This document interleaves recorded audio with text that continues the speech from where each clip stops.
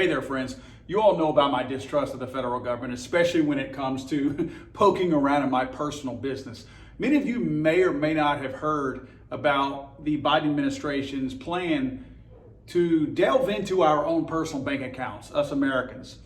Supposedly, they have run estimates and they have found that somehow or another there are incomes that are being misreported, and if they were to be able to capture those incomes that aren't being reported by businesses and people, the wealthy, the evil wealthy people, that somehow or another they could close that tax gap and grab those billions of dollars more so that they would have more money to spend. They're trying to show that, or have banks show that when you and I make transactions, whether it's a credit or a debit, in other words, paying out or bringing in to our bank accounts, $600 or more, that the IRS would have access to that data and that information from your bank. It could be a credit union, a bank, any kind of a lending institution, actually an investment firm even.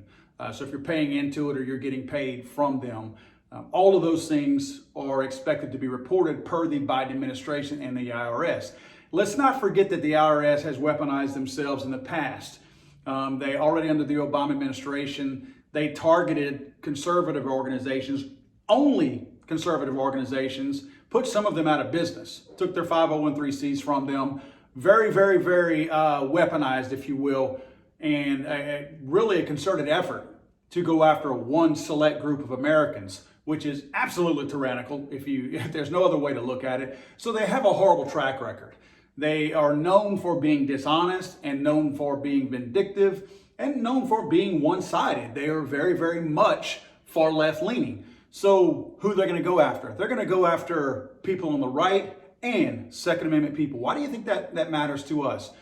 If we're making a transaction and we're buying a firearm or ammunition or anything like that, especially let's say if it's an online transfer, but anything in person also, those transactions would have to go through those financial institutions who would have, again, by law, have to report to the IRS that you made these transactions if, again, they totaled over $600.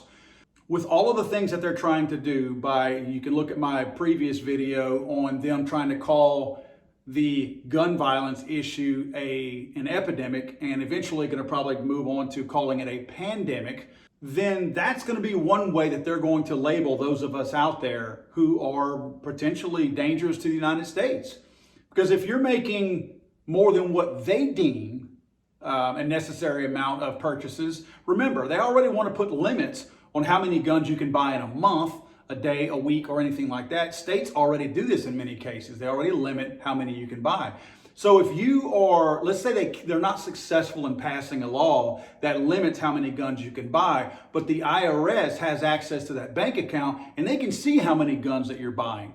They may deem that you are trafficking guns. They may say, well, we have come to the conclusion, the IRS and the ATF and the federal government, that you only need one gun, you only need two guns, you should only need to buy one gun a year, or you only need 20 rounds of ammunition a year. So if you're buying more than that, they may deem you as being a gun trafficker.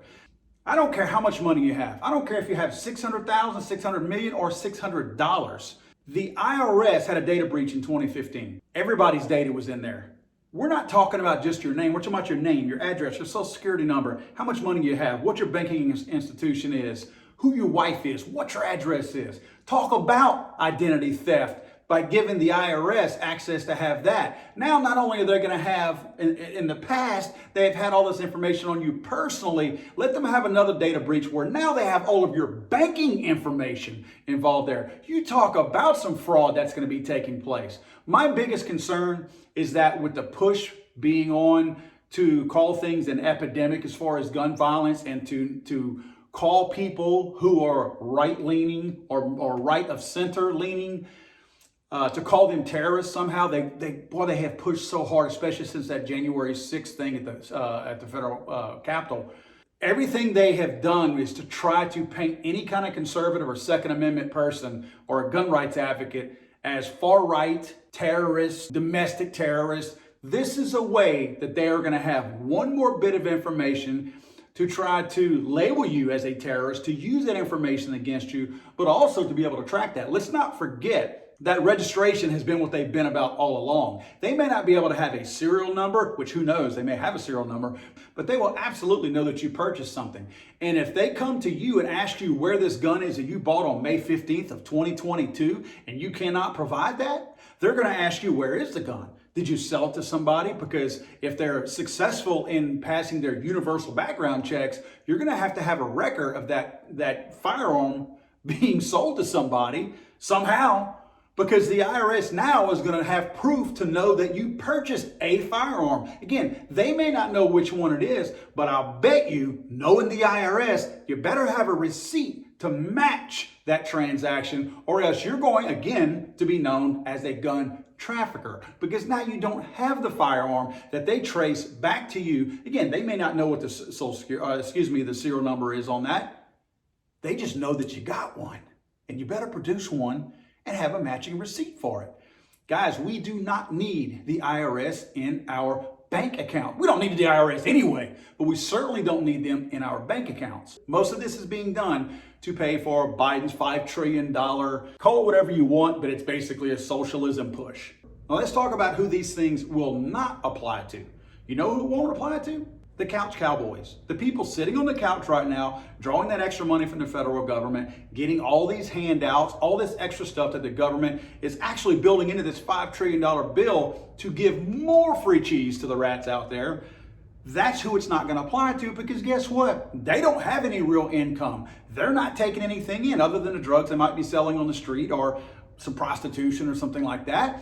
They're not really going to be dealing with banks. They're not going to. They're going to have their little card with all their federal money on that. The government doesn't care about that. Those people are going to be exempt. That's government money. The government's got full. They know where all that money's going. Again, these are the willful slaves out there that allow themselves to be a part of a system that they have no control over, because the federal government gets all the say-so on that because it's their money. So you basically are, again, a willful slave at their beck and call. So now those people are going to be exempt. That's a huge amount of people in America that will be exempt. And of course, politicians.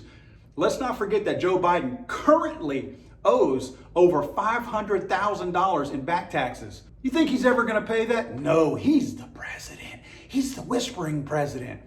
Joe Biden will never pay his $500,000 in back taxes that he owes. That's just what we know about.